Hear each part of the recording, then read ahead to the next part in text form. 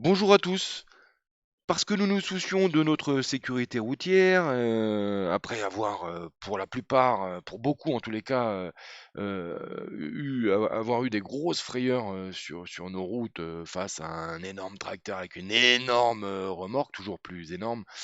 Euh, voilà, ce fait que nous nous soucions de notre sécurité nous vaut toutes les accusations, dont celle de vouloir mettre à bas l'usine et de faire fermer l'entreprise Metagri 32.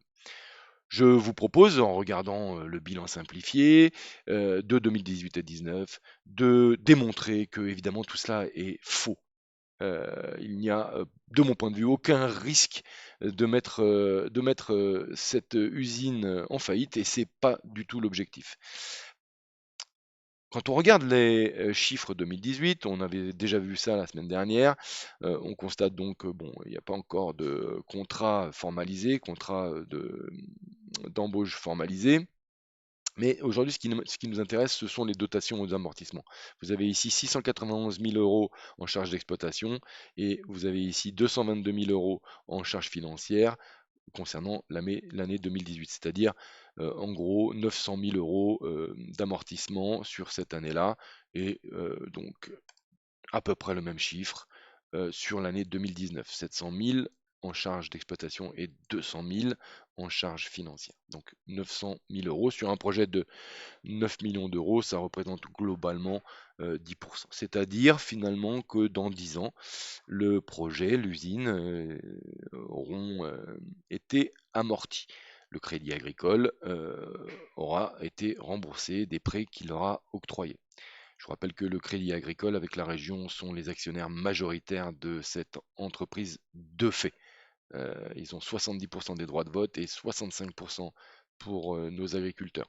Et je vous rappelle aussi que le Crédit Agricole et la région se partagent 90% du résultat d'exploitation et 10% pour nos agriculteurs locaux.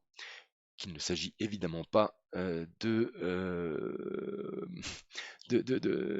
d'embêter. Voilà. Ici, il s'agit d'assurer notre sécurité routière.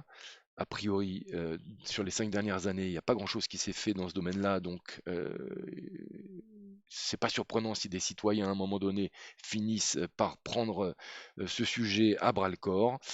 Et faut pas voir bien plus loin que ça. Donc, je reviens sur mon sujet. Donc, on a 900 000 euros d'amortissement, un projet à 9 millions, 9 millions 5, un retour sur investissement du coup de 10 ans, c'est-à-dire une rentabilité, allez, on va la minorer un peu pour être précautionneux, de 8%. À titre d'information, votre livret A vous rapporte 0,25%. Donc, moi, ce que je dis, c'est très simple.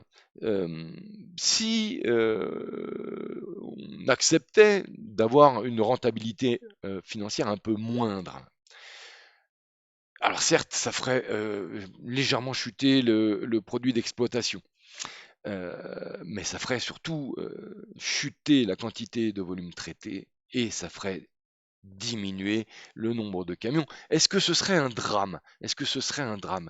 Eh bien, je dis non.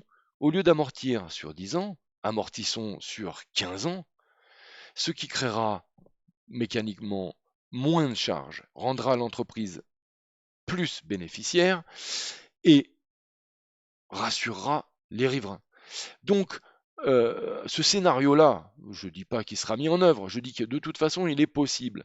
Mais il nous garantit, en tous les cas, qu'il sera, quoi qu'il arrive, toujours possible de respecter les riverains et de respecter la production locale de méthane.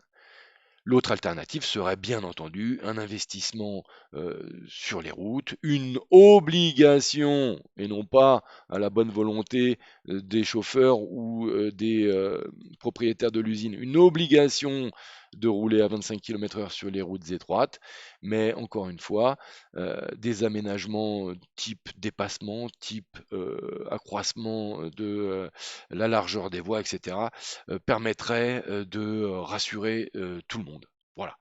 Donc, une moindre gloutonnerie financière permettrait d'obtenir des résultats financiers similaires.